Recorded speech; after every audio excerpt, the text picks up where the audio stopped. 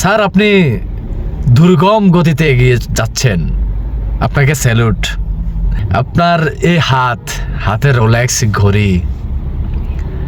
ধন্যবাদ মাননীয় উপদেষ্টা আসিফ মাহমুদ, আসিফ সাহেব, আপনাকে অসংখ্য ধন্যবাদ। স্যার, আপনাকে আমি আবারও অসংখ্য ধন্যবাদ প্রবাসীদের পক্ষ থেকে। আপনাকে অসংখ্যবার ধন্যবাদ। আপনি যেটা করেছেন ভালো লেগেছে। স্যার, আপনি আজ উপদেষ্টা, মাননীয় উপদেষ্টা।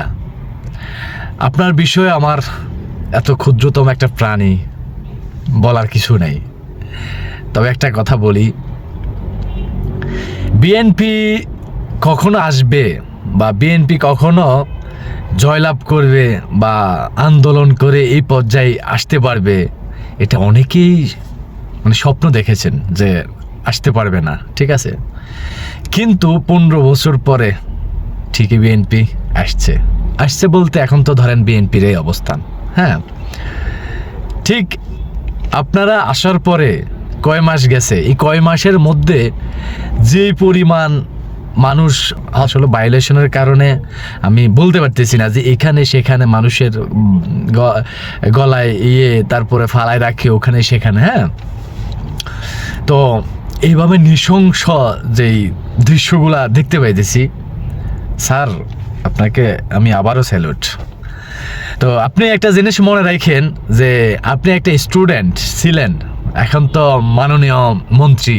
হ্যাঁ, তো একটা জিনিস আপনি মাথায় রাখেন, আপনি একটা এডুকেট পারসন, কিন্তু আপনার যে দৃশ্যটা আমি দেখলাম এই ছবিতে, দৃশ্যটা আপনার জন্য বেমানান, ঠিক আছে। তো অনেক মরা নদীতেও কিন্তু জোয়ার আসে। আমি অনেক গাছ দেখেছি সৌদি আরবে, অনেক গাছ দেখবেন, আপনি তো দেখেন না, আপনি আসেন নাই কখনো, একদম মরে শুকায় গেছে। আর মরুভূমির মধ্যে তো ফানি বলতে কিছুই নেই, ঠিক আছে।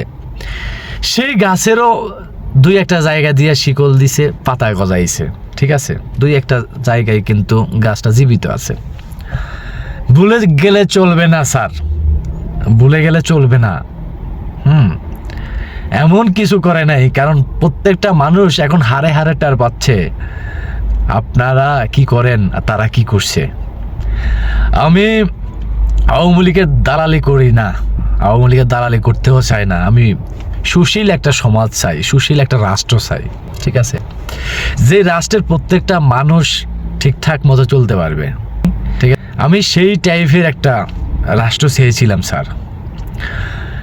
শুধু আপনার এই দৃশ্যটা না, আমাকে আরো বহু দৃশ্য মাতাল করে দেয় যখন আমি ফেসবুকেই ঢুকি।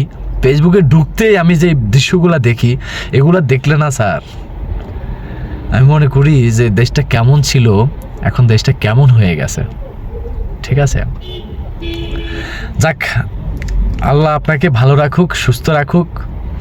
বয়স বেশি হবে না, আমার চাই তো ছোট হবেন, ঠিক আছে, কিন্তু আপনার জ্ঞানটা নাই।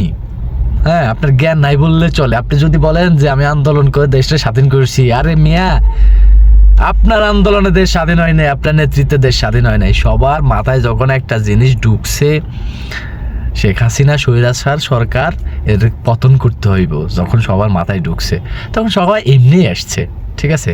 আপনার ডাকে আসছে এটা বললে ভুল হবে, আর একটা আছে না, এটার ডাকে আসছে এটা বললে ভুল হবে, ঠিক আছে। একটা সময় দেখবো আমাদের যখন ধৈর্যের ভাত ভেঙে যাবে, ধৈর্যের যখন সীমা লঙ্ঘন হবে, ঠিক তখনই আমাদেরকেও কে বলতে হবে না।